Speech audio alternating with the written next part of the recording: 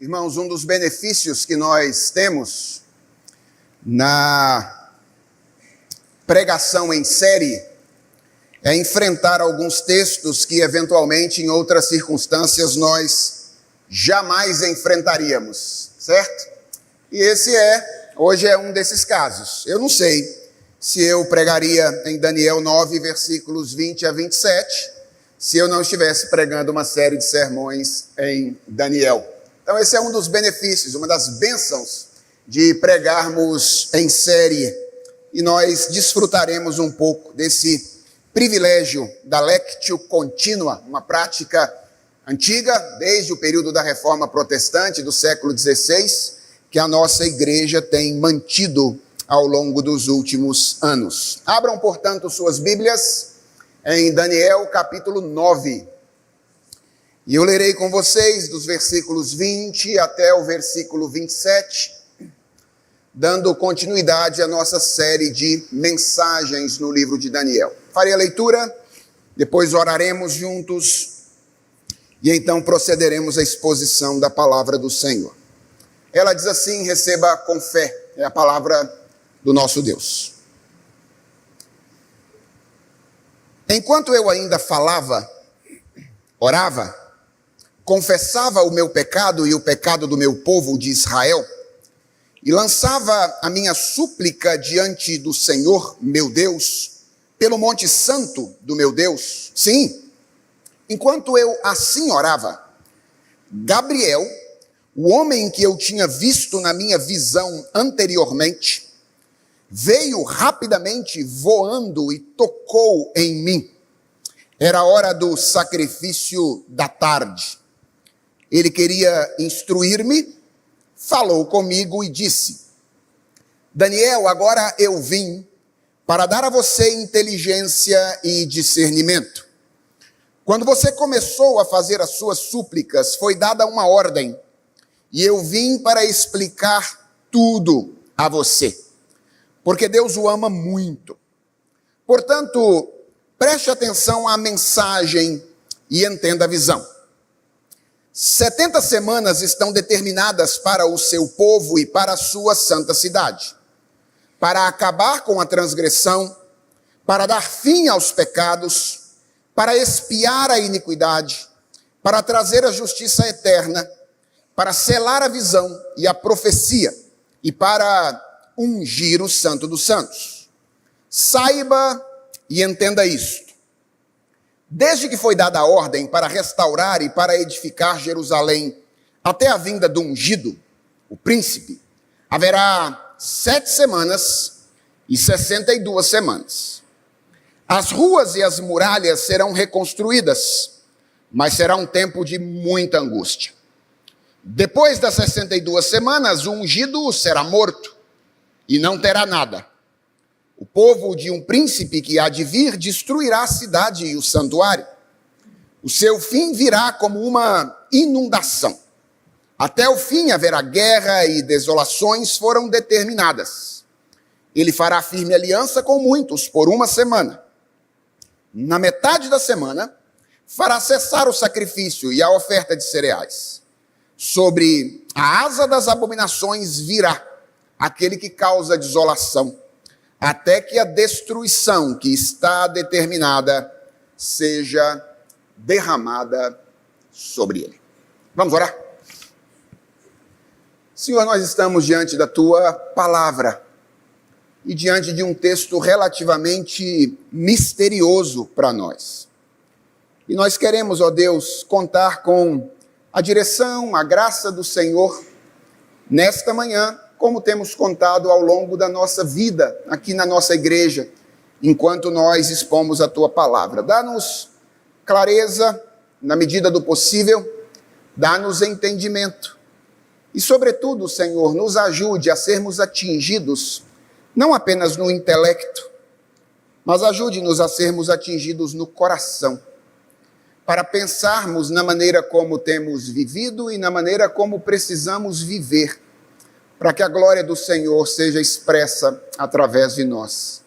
Nós queremos viver para a Tua glória, e a nossa oração é que esse momento de exposição da palavra ajude o teu povo a fazer isso. Nós pedimos essas coisas em nome de Jesus. Amém? Irmãos, esta é uma passagem reconhecidamente de difícil interpretação. Nós dizemos frequentemente isso.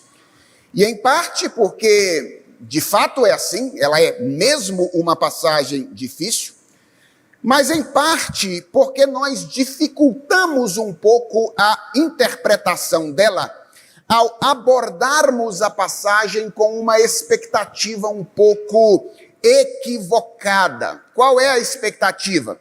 É a expectativa de obter uma cronologia precisa e detalhada dos eventos futuros.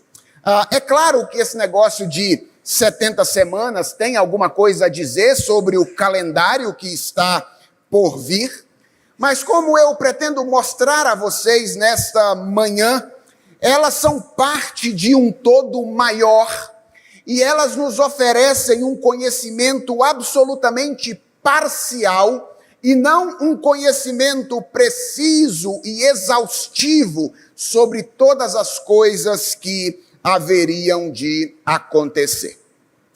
Para início de conversa, irmãos, é muito importante nos lembrarmos de que essa passagem relata uma visão que foi dada a Daniel como resposta à oração que ele fez no primeiro ano do reinado de Dario. A última mensagem foi exatamente sobre essa oração. E como nós vimos naquela ocasião, a conquista da Babilônia pelos medo-persas deve ter gerado alguma curiosidade em Daniel e feito com que ele se voltasse aos livros. Sim, já naquela época havia um conjunto de livros que era recebido como autoridade pelo povo de Deus, e Daniel então volta aos livros para ser orientado sobre o que estava para acontecer. E dentre esses livros estava o do profeta Jeremias, onde Daniel descobriu, lendo provavelmente Jeremias 25, 11 e 12, ou Jeremias 29, 10, que o plano de Deus era disciplinar o seu povo no cativeiro por 70 anos, depois dos quais Deus faria duas coisas. Que coisas? Primeiro, ele julgaria a Babilônia e disciplinaria a Babilônia, que havia sido a sua vara da disciplina. E em segundo lugar, ele promoveria o retorno do povo e a restauração da cidade, do templo e da adoração. Então, Daniel deve ter percebido pela invasão medo-persa que o tempo da primeira coisa tinha chegado. Deus estava julgando a Babilônia. Deus estava agora disciplinando aquela que tinha sido a sua vara da disciplina. Então, toda a oração de Daniel é uma oração para que Deus então fizesse a segunda coisa que ele prometeu, que ele levasse o povo de volta para a sua terra e que ele restaurasse a cidade de Jerusalém e restaurasse o templo e a adoração. Agora, também é importante atentar-nos ao fato de que, para Daniel, prestem atenção a isso, irmãos, isso é essencial para entendermos o texto. Para Daniel, muito provavelmente, o retorno do exílio e a construção da cidade de Jerusalém e do templo e a restauração definitiva entre Deus e o seu povo eram uma coisa só. Vejam que nós lemos no início do culto hoje uma outra profecia de Jeremias. Nós lemos, por exemplo, Jeremias 31, versículos 31 a 33, onde diz: Eis aí vem dias, diz o Senhor, em que firmarei nova aliança com a casa de Israel e com a casa de Judá. Não segundo a aliança que fiz com os seus pais no dia em que os tomei pela mão para os tirar da terra do Egito, pois eles quebraram a minha aliança, apesar de eu ter sido seu esposo. Porque esta é a aliança que farei com a casa de Israel depois daqueles dias, diz o Senhor. Na mente lhes imprimirei as minhas leis, também no seu coração as inscreverei, eu serei o Deus deles e eles serão o meu povo. Vejam, Daniel, portanto, não esperava apenas pela cidade e pelo templo reconstruídos, mas Daniel esperava, à luz da profecia de Jeremias, por um povo e uma relação com Deus definitivamente restaurados, ou definitivamente transformados. Daniel sabia que o cativeiro era ou tinha sido resultado do pecado do povo e da persistência do povo no pecado.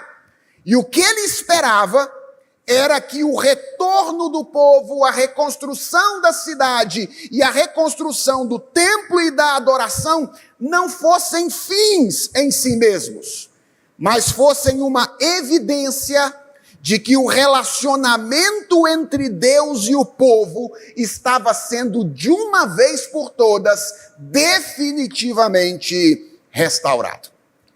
Então, o que é importante termos em mente é que, provavelmente, na mente de Daniel, o fim do exílio e o fim do mal, a reconstrução da cidade e a habitação definitiva de Deus com o seu povo, a reedificação ou o estabelecimento, a reedificação do templo e o estabelecimento da nova aliança eram uma e a mesma coisa e estavam prestes a acontecer.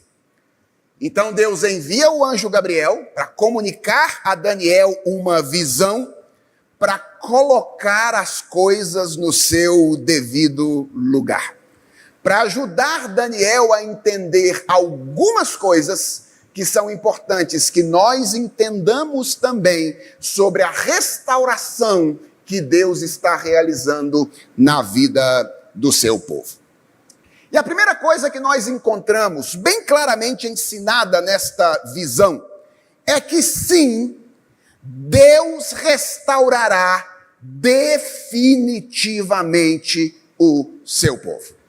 Vejam aí o que diz o versículo de número 24. O texto diz assim: 70 semanas estão determinadas para o seu povo e para a sua santa cidade, para acabar com a transgressão, para dar fim aos pecados, para expiar a iniquidade, para trazer a justiça eterna, para selar a visão e a profecia e para ungir o Santo dos Santos. Vejam, irmãos, as palavras do versículo 24 mostram para nós muito claramente que, assim como a expectativa de Daniel, o plano do Senhor também extrapolava em muito o retorno do povo à sua terra, a reconstrução da cidade e a reedificação do templo.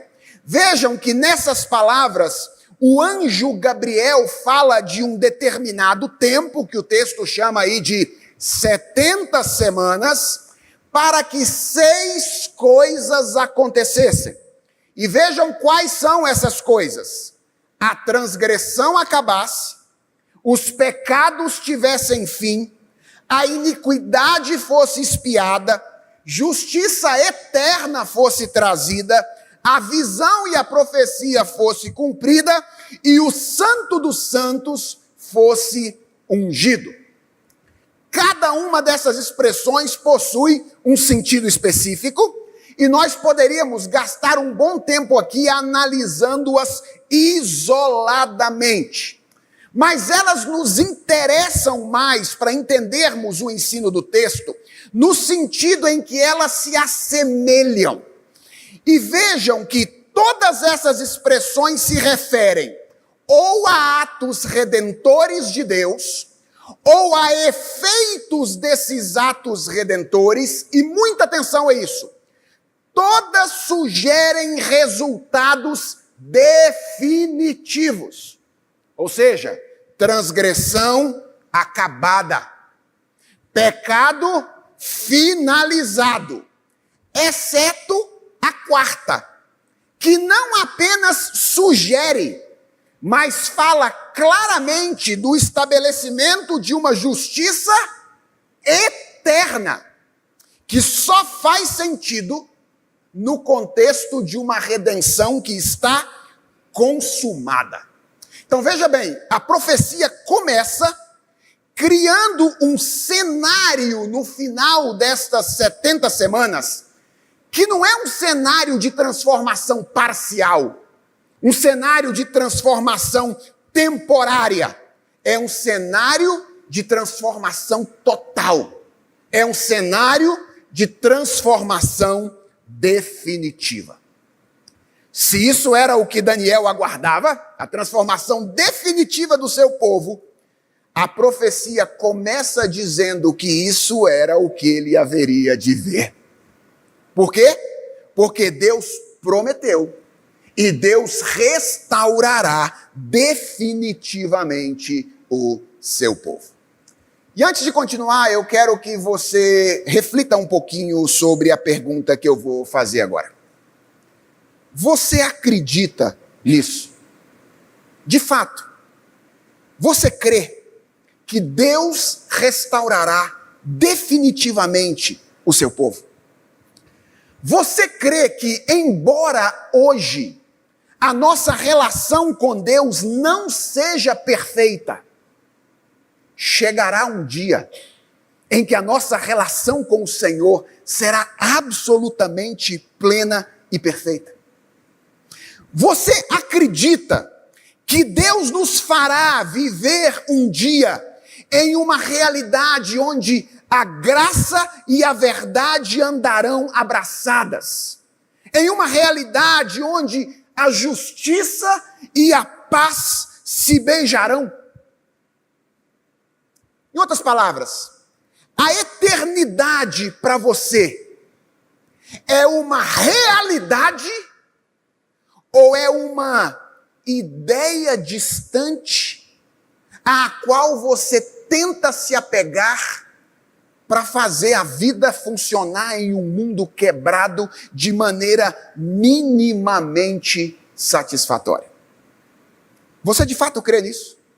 Que Deus restaurará definitivamente o seu povo?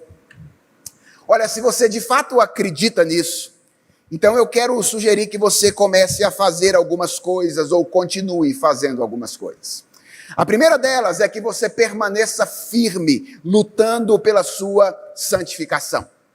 Ou seja, haverá um dia em que você será o que você não é hoje. Portanto, se esforce para ser hoje aquilo que você será um dia. Eu quero sugerir a você, se você acredita nisso, que você continue lutando pelo seu casamento. O seu casamento não é hoje aquilo que ele deveria ser. E nem é aquilo que ele um dia haverá de ser.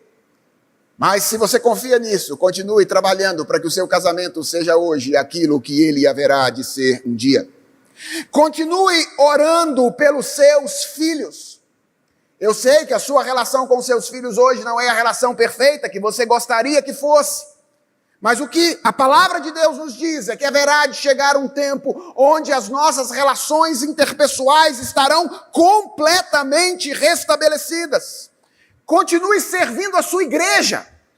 Eu sei, a sua igreja não é hoje aquilo que você imagina que ela deveria ser, que você gostaria que ela fosse. Mas a igreja vai ser um dia aquilo que nós desejamos que ela seja. Não desista de agir corretamente nos seus negócios.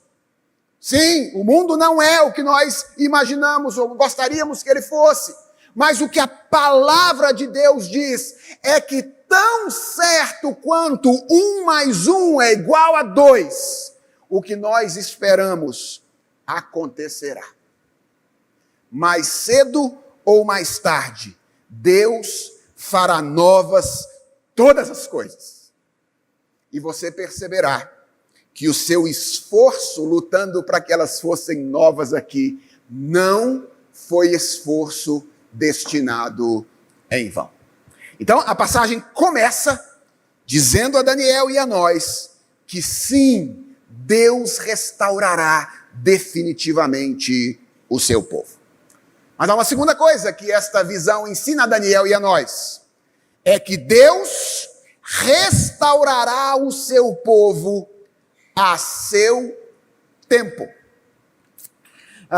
Vejam que a mensagem que Gabriel traz a Daniel é uma excelente notícia.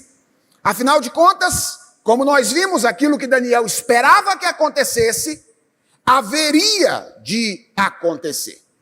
Ao mesmo tempo, essa mensagem é extremamente desafiadora para ele, porque ela corrige algo da expectativa que ele tinha. Em outras palavras, Gabriel vem não apenas para dizer que Deus restaurará definitivamente o seu povo, mas vem para dizer que aquilo que Daniel esperava que acontecesse junto, que era a libertação do povo do cativeiro, a reconstrução da cidade e do templo e a restauração definitiva da relação entre Deus e o povo, aconteceria, na verdade, separado por um longo tempo que o texto chama de 70 semanas. E a gente olha para esse período e ele não parece tão longo assim, não é verdade? Afinal de contas, se um ano tem 52 semanas, 70 semanas é um tempo menor do que um ano e meio. Então não parece ser um tempo tão longo assim. Mas existe certo consenso entre os estudiosos de que assim como aquela profecia que foi lida por Daniel fala de anos, as semanas aqui não são semanas de dias, mas são semanas de anos. A conta correta, portanto, na visão, não na interpretação dela, certo? Na visão ainda, seria 70 períodos de 7 anos, que significa, para Daniel, vendo as coisas a princípio, 490 anos. Agora a pergunta é, como deveria ser interpretado este número? Será que este número, ou esse número deveria ser interpretado de maneira literal? E aqui nós chegamos à primeira das grandes controvérsias na interpretação dessa passagem. Acalme-se, ainda não é a maior, certo? Tem uma controvérsia um pouquinho maior que ainda está para vir. Mas entre os intérpretes dessa questão, existem basicamente 2 grupos. Os daqueles que entendem que as 70 semanas deveriam ser entendidas literalmente, como um período literal de 490 anos, e o daqueles que entendem que, na verdade, esse período deveria ser entendido simbolicamente, como uma referência a um período determinado. E eu particularmente entendo que a melhor maneira de entender a afirmação ou a referência às 70 semanas é simbolicamente como uma referência a um período determinado de tempo. E deixe-me dar as minhas justificativas, certo? A primeira é o gênero literário. Nós estamos lidando aqui com literatura apocalíptica. E literatura apocalíptica tem como uma das suas características o simbolismo. Números em literatura apocalíptica geralmente são simbólicos. A minha segunda razão para acreditar que isso deve ser interpretado simbolicamente é o problema histórico. A interpretação literal tem um desafio. Qual é o desafio? Encaixar as previsões da profecia em eventos que ocorreram nos 490 anos seguintes. E é muito difícil fazer isso de maneira ajustada. Além do que, isso acaba fazendo com que o intérprete escolha os acontecimentos que não são aqueles que são mais naturalmente sugeridos pela passagem. Então, tem um outro problema, é a dificuldade de encaixar as coisas que são ditas aqui nos 490 anos. Há uma terceira razão, na minha opinião, é a coerência interpretativa. Mesmo quem interpreta essas semanas literalmente, as interpreta como períodos de anos e não de dias. Ora, se ele está interpretando uma semana como semana de anos e não de dias, ele já não está interpretando de maneira literal. Ele já está interpretando de maneira simbólica. E a última razão, pela qual eu entendo que isso deve ser interpretado simbolicamente, e não como um período literal de 490 anos, é o uso dessa expressão em outros textos da Bíblia Sagrada. Eu não sei se você se lembra disso, mas 70 vezes 7 é uma expressão utilizada em outras passagens da Escritura. E em outros lugares da Bíblia, o uso é claramente simbólico e não literal. Por exemplo, quando Jesus responde a Pedro que ele deveria perdoar o seu irmão 70 vezes 7, ninguém interpreta essa fala de Jesus como se ela significasse que se a ofensa acontecesse pela 400ª, 90ª vez, então ele estaria desobrigado de perdoar. Todas as pessoas reconhecem que o que Jesus está fazendo quando ele usa essa expressão lá com Pedro é expandir a perspectiva de Pedro sobre o perdão. Ele tinha uma perspectiva pequena e Deus, ou Jesus Cristo, está expandindo a sua visão a respeito disso. Vejam, de certa maneira, isso também é o que está acontecendo aqui. A visão está desafiando o entendimento de Daniel e está promovendo um contraste entre a escala temporal dele e a escala temporal de Deus. Em outras palavras, para Daniel, tudo terminaria em 70 anos. E vem Gabriel para dizer que 70 anos era o tempo de Deus para uma restauração parcial e temporária, que era o retorno do povo de Israel para Jerusalém, a reconstrução do templo e a reconstrução dos muros. Mas que a obra de redenção que transformaria definitivamente o seu povo e promoveria a vitória definitiva sobre o mal e sobre o pecado, demoraria um pouco mais. 70 vezes 7. Ou seja, Daniel, tem que dividir as coisas aí na sua cabeça. Tem uma restauração temporária que está para acontecer agora, mas a restauração definitiva vai demorar mais do que você imagina. E, irmãos, se esta é uma lição que Daniel, vivendo no mundo antigo, precisava aprender, imaginem nós que vivemos na era do instantâneo e estamos acostumados a receber tudo aquilo que nós desejamos imediatamente. A nossa comunicação é instantânea, não é isso? A gente se fala o tempo inteiro, ligado 24 horas por dia no WhatsApp. A nossa alimentação é instantânea. A gente bota um macarrãozinho na água quente em 3 minutos e ele fica pronto. E o risco que nós temos vivendo numa época assim é imaginarmos que os nossos relacionamentos com Deus e com os outros devem ser instantâneos também. Devem produzir resultados imediatos. E sabe qual é o resultado disso? É que nós vamos, pouco a pouco, nos tornando cristãos impacientes. Primeiro, impacientes quanto à nossa própria santificação. Nós temos o risco de imaginar que nós temos que ser transformados do dia para a noite. Nós temos que ser transformados num piscar de olhos. E quando isso não acontece, nós pensamos que algo está errado conosco, que nós não estamos fazendo progresso espiritual na vida cristã.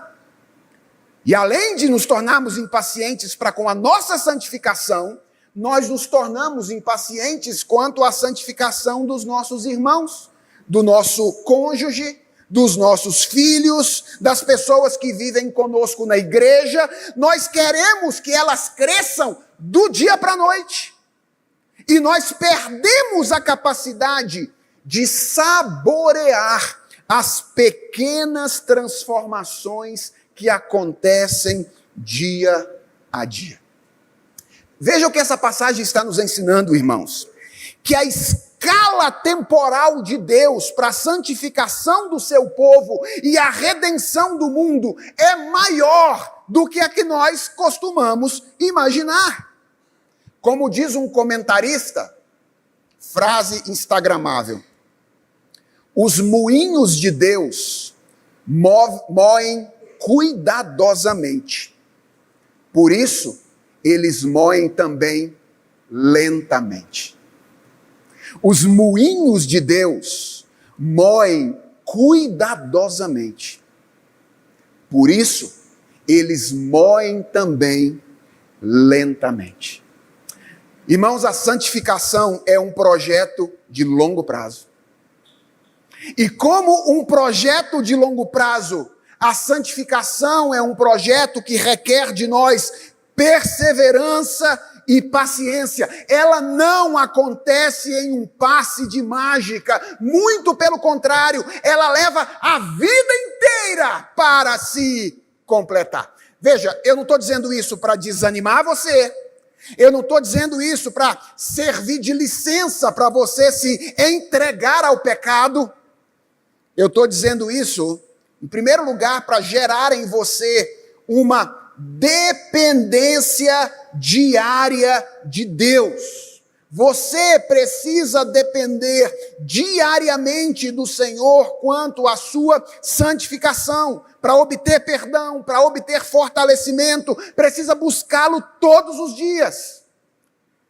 E eu estou dizendo isso para você, para gerar em você compaixão pelos seus irmãos.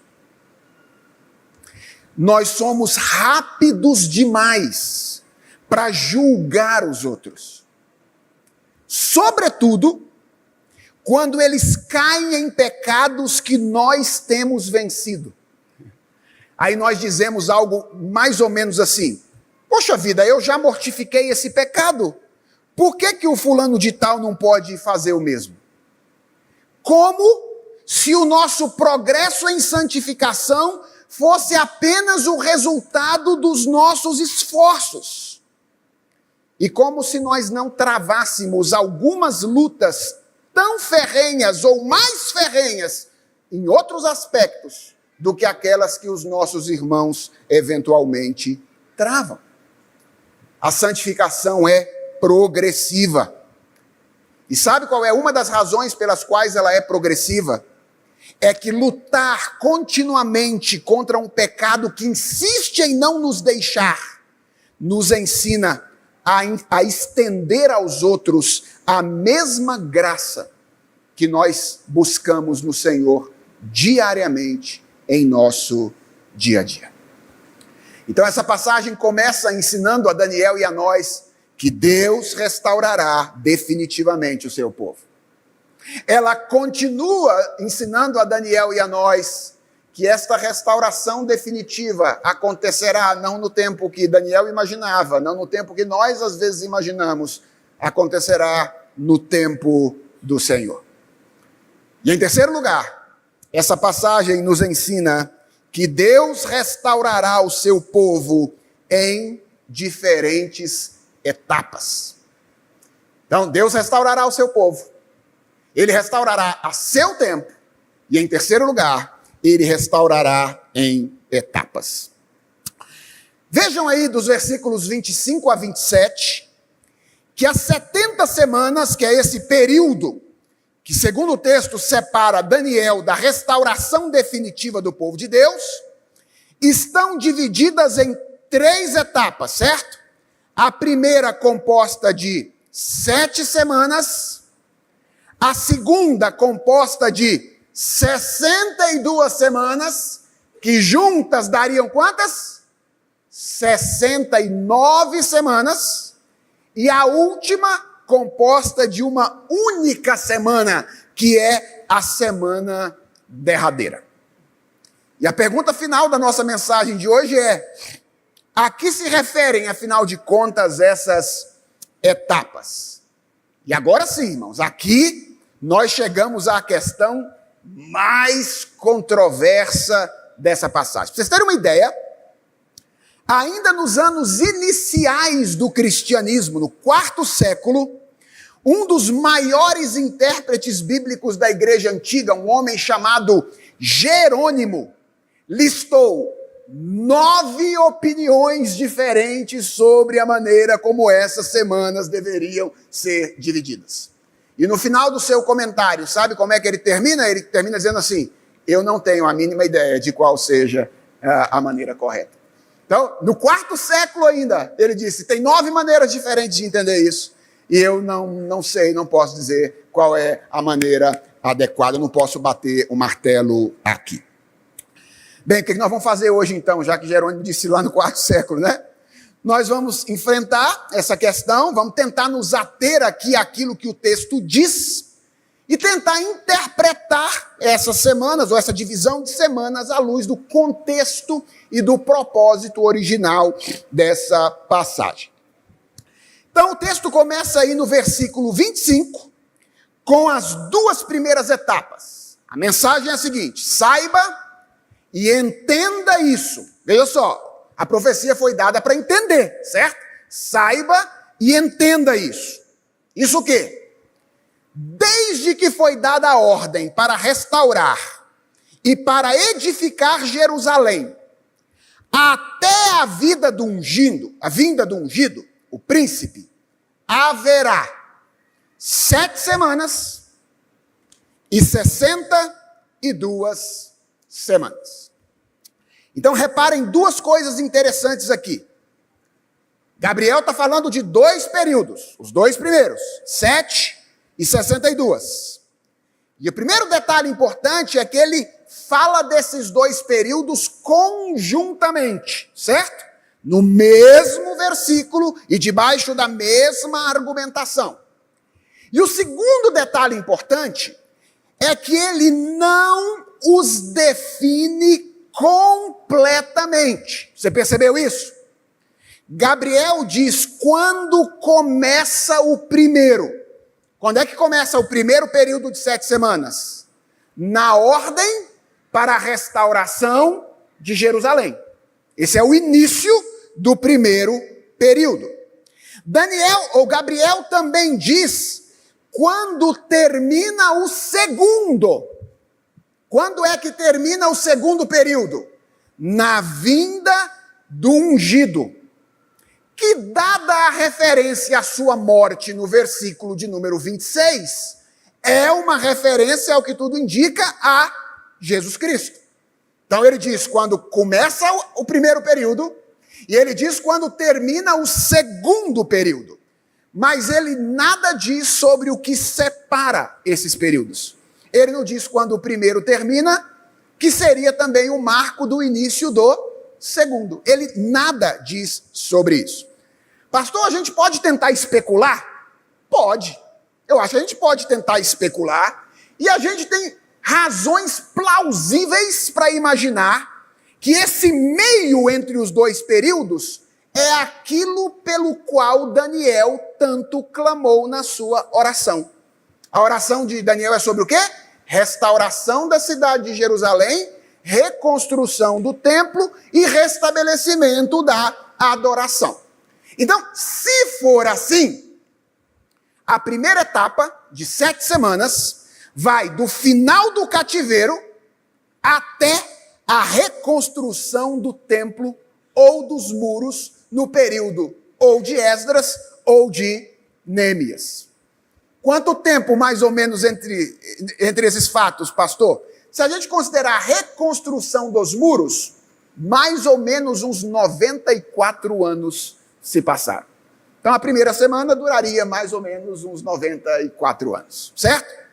A segunda etapa, de 62 semanas, duraria dessa reconstrução do templo e dos muros até a vinda do ungido, o nascimento de Jesus Cristo no início da era cristã. Quanto tempo, pastor? Mais ou menos? Uns 445 anos. Percebe como é que não se encaixa? 445 mais 94 dá mais de 490, certo? Então, agora veja bem, qual é o ponto que a gente tem que guardar? O que a gente tem que guardar é que a gente só consegue estabelecer essas coisas com essa clareza toda se a gente especular. Por quê? Porque o texto não nos dá todas essas informações. O que o texto faz? Ele liga Daniel imediatamente ao nascimento do ungido, pulando sem mencionar aquilo pelo qual Daniel tinha orado. Isso é que é importante para nós. A profecia vem para colocar a cabeça de Daniel em quem? No ungido. Daniel, qual é o próximo passo da etapa que você precisa esperar? Para além da reconstrução da cidade, para além da reconstrução do templo. Se você aguarda esse momento de restauração definitiva, qual é o próximo passo, Daniel? A vinda do ungido. O versículo 26 começa com essa expressão aí, dizendo assim: depois das 62 semanas, indicando que os dois últimos versículos descrevem o quê? O último período, certo? Os versículos 26 e 27 descrevem, então, esta última semana, que nós já sabemos começa onde? No nascimento do ungido. Então, percebeu aí como é que seria mais ou menos o recorte da história? Do fim do cativeiro, a reconstrução do templo e dos muros, da reconstrução do templo e dos muros até o nascimento do ungido, e do nascimento do ungido começa a contar a última semana. Irmãos, alguns acontecimentos dessa última semana são destacados aqui nesses dois versículos finais. Os dois primeiros, destacados no versículo 26, relativamente claros e de interpretação mais fácil. Então, qual é a primeira coisa que aconteceria nessa última semana? A morte do ungido. Então, veja aí, o texto diz: depois dessas coisas, dessas 62 semanas, o ungido será morto e não terá nada. Literalmente, não estará.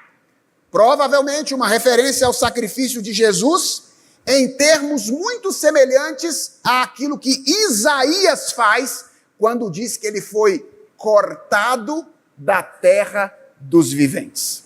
Então, primeiro ato, a morte do ungido. Segunda coisa que o texto diz é que haveria uma nova destruição da cidade e do templo. O texto diz: o povo de um príncipe que há de vir destruirá a cidade e o santuário. O seu fim virá como uma inundação. Até o fim haverá guerra e desolações foram determinadas. Muito provavelmente, uma referência à invasão de Jerusalém, comandada pelo general Tito no ano 70, que também foi pré-anunciada por Jesus no seu sermão escatológico, com uma referência provável a Daniel. Então, o que vai acontecer na última semana? Primeiro, o ungido será morto. Segundo, o templo vai ser de novo destruído. Então, veja, se Daniel ainda tinha alguma dúvida de que a restauração definitiva estava desligada da reestruturação do templo, agora não tem mais nenhuma. Porque o que Gabriel está dizendo para ele é, ô Daniel, o templo vai ser reconstruído daqui a alguns dias quando vocês voltarem para Jerusalém. Mas eu tenho uma notícia para te dar. Ele vai ser destruído de novo. Vai chegar um momento em que isso vai novamente acontecer. Agora, irmãos, se os dois acontecimentos do verso 26 são passíveis de alguma interpretação mais clara, os acontecimentos que são mencionados no versículo 27 são absolutamente obscuros e são bem mais difíceis de serem interpretados. Quais são eles? Primeiro, o versículo 27 fala de uma aliança firme e duradoura. Ele diz, ele fará firme aliança com muitos por uma semana. Por que é difícil interpretar essa expressão? Porque nós não temos clareza quanto ao sujeito. Quem é ele? O ungido? O príncipe que vem para destruir o templo e a cidade? O povo desse príncipe? Podem ser os três.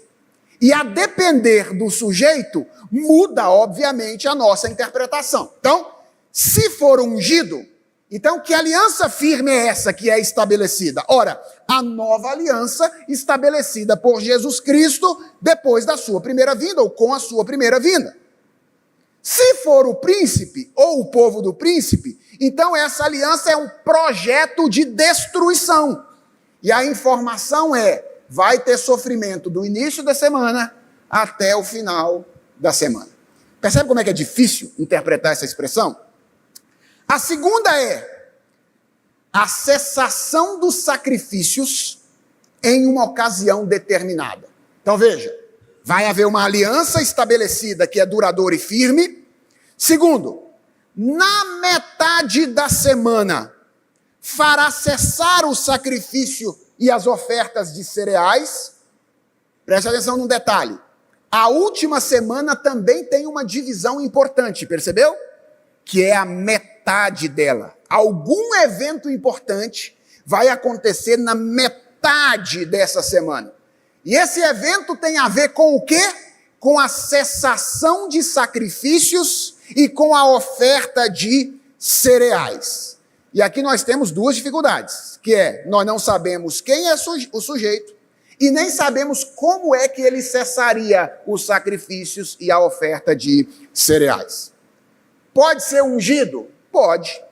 E nesse caso, ele cessaria as ofertas e os sacrifícios como? Por meio da sua morte. Então, esse ato do meio da semana seria a morte de Jesus Cristo. O nascimento é o começo, a morte é o meio dessa última semana. Pode ser o príncipe? Algumas pessoas entendem que sim. E nesse caso seria algum momento de proibição do culto, proibição da adoração. Há até quem relacione isso com o futuro, a futura soltura de Satanás e o levantamento do anticristo. Mas percebeu como é que é difícil? Porque se for ungido, então o meio da semana já aconteceu. Se for o anticristo, então o meio da semana ainda está por vir. Você não sabe exatamente do que é que Daniel está falando aqui. E em terceiro e último lugar, ele diz que nessa última semana haverá uma nova ocasião de destruição. O texto termina dizendo, sobre a asa das abominações virá aquele que causa desolação até que a destruição que está determinada seja derramada sobre ele. Novamente, o texto não é claro a respeito de quem traz a destruição. Há quem entenda que ele ainda está falando do ungido, e nesse caso, essa que seria uma nova referência à destruição do templo, seria uma manifestação do juízo de Deus, novamente contra o povo da antiga aliança, mas na minha opinião é mais difícil que essa seja uma referência a ele, Por quê? Porque o texto fala de alguém que causa destruição até que ele também seja destruído. Então eu não acredito que seja aqui uma referência a ungido, é provavelmente uma referência ao príncipe lá no ano 70, não é? A referência àquela destruição e, por analogia, à desolação futura promovida pelo anticristo. Tudo isso para você conhecer o debate teológico, certo? Só para você conhecer esse debate. E para que você saiba que é impossível cravar com absoluta certeza quais são esses acontecimentos. Ora, pastor, então qual é a lição que a gente tem que aprender nesse último lugar? A lição é: Deus restaurará definitivamente o seu povo. Deus fará isso a seu tempo. E Deus disse que faria isso em etapas. E reparem um detalhe, irmãos. O texto diz quando esta última semana começa. Quando é que ela começa? Na vinda do ungido.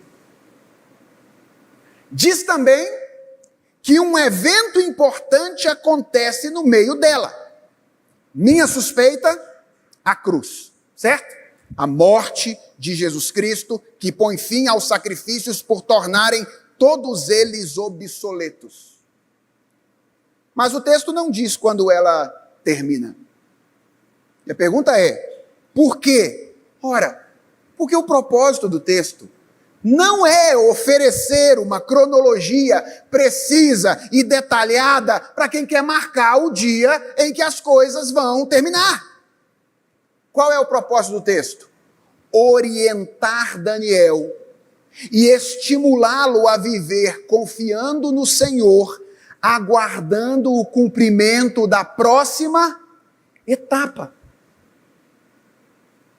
O que Gabriel vem para dizer, Daniel, vai ser por etapas diferentes. E o que isso significa para você, meu filho, agora? Olha, para você significa aguardar, para além da reconstrução da cidade do templo, a vinda do ungido, por meio de quem Deus habitaria com os homens. Agora vamos pensar em nós. Esse momento já chegou. Como o reverendo Daniel disse quando lemos Jeremias capítulo 31, uma aliança firme foi estabelecida com muitos para além de Israel.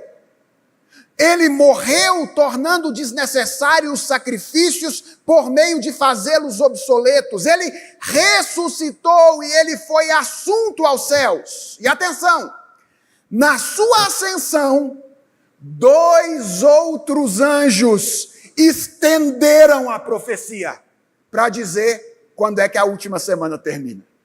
Sabe quando você pega uma lente ou uma luneta e ela está fechada assim? E aí para você ver mais longe, você pega e estende, estica e abre. Isso é o que esses 2 anjos fazem naquele dia, quando os discípulos estão olhando para o céu, meio sem entender, talvez, como Daniel, pô, esse negócio não era para acabar agora?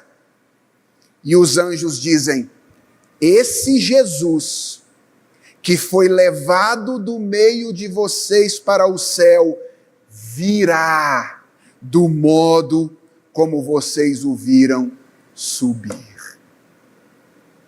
Irmãos, a primeira semana começa com Jesus.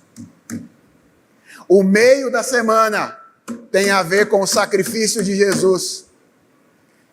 E a última semana termina no retorno de Jesus Cristo. Ele é o Alfa e ele é o Ômega. E sabe o que isso significa? Que o que se espera de nós não é nem um pouquinho diferente daquilo que se esperava de Daniel. O que Daniel tinha que fazer? Esperar o ungido. O que nós temos que fazer? Esperar o ungido. Com um detalhe, nós estamos na última semana. Está acabando, irmãos. Não tem mais etapa depois da vinda do ungido. A pergunta é: como é que a gente espera o ungido agora, nesse momento, na última semana? E eu quero terminar a mensagem dessa manhã lembrando que nesse mesmo dia da ascensão, ele nos orientou como fazer isso. Os discípulos estavam picados pelo bichinho da curiosidade naquele dia. Igual a gente fica, de vez em quando, doido para saber quando é que Jesus Cristo vai voltar. E eles perguntaram: Jesus, será este o tempo em que o Senhor irá restaurar o reino a Israel? É agora, Senhor. Olha só, o meio da semana já passou, o Senhor já veio, o Senhor já morreu, o Senhor já ressuscitou. Está na hora de tudo terminar. E aí Jesus olha para eles e diz: não cabe a vocês conhecer tempos ou épocas que o Pai fixou pela sua própria autoridade. Mas, atenção ao mas de Jesus, vocês receberão poder ao descer sobre vocês o Espírito Santo. E vocês serão minhas testemunhas, tanto em Jerusalém, como em toda a Judéia e Samaria, e até aos confins da terra. Irmãos, a expectativa de Jesus em relação a nós, seus discípulos, não é que sejamos adivinhos, é que sejamos testemunhas. Quando ele retornar e nos encontrar, ele não nos perguntará: você já sabia que era hoje? Essa não é a pergunta que ele vai nos fazer. A pergunta que ele vai nos fazer é: você falou para os outros? Essa é a pergunta. A pergunta não é: você conseguiu descobrir? Você estava me esperando assim porque você concluiu que era agora? O que ele vai olhar nos seus olhos e perguntar é: você falou para os outros que eu estava restaurando isso? E que a história são apenas diferentes etapas do processo de restauração? É assim, irmãos, que nós devemos aguardar o retorno do ungido, como verdadeiras testemunhas do Evangelho. Vamos orar?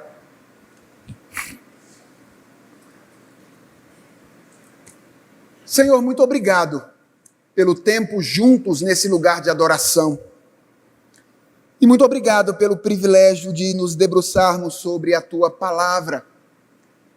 E obrigado pela certeza de que o Espírito Santo nos fala, mesmo quando nós olhamos para textos difíceis e que nós não conseguimos compreender com toda a exatidão como este.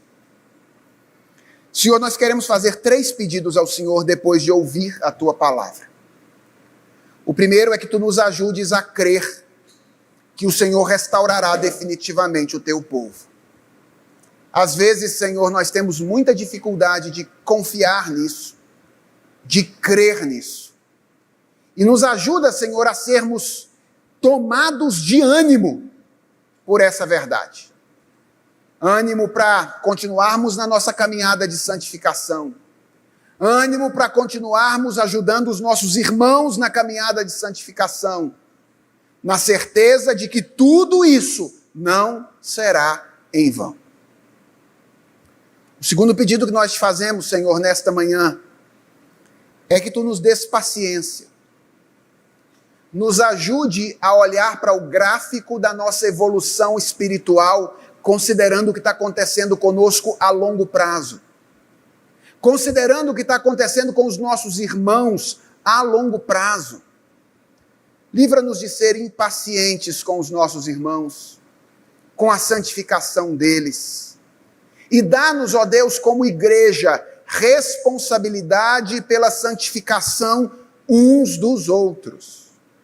Nós te pedimos, ó Deus, que tu nos ajudes a ser uma igreja assim, paciente com a santificação uns dos outros. E em terceiro e último lugar, nossa oração é para que tu nos faças testemunhas verdadeiras do Evangelho. Senhor, o tempo está passando. Nós estamos na última semana. A qualquer momento, o ungido, o teu filho, pode retornar a este mundo. E nós queremos ser encontrados por ele fiéis. Como pessoas que falaram para as outras que estão ao nosso redor de que a história é apenas a sucessão de etapas por meio das quais o Senhor está restaurando um povo para si. Obrigado por fazermos parte desse povo e dá-nos a graça de que essa manhã nos encha de ânimo e vigor para continuarmos o nosso ministério de testemunhas tuas. É a nossa oração, feita em nome do ungido, o Senhor Jesus Cristo. Amém.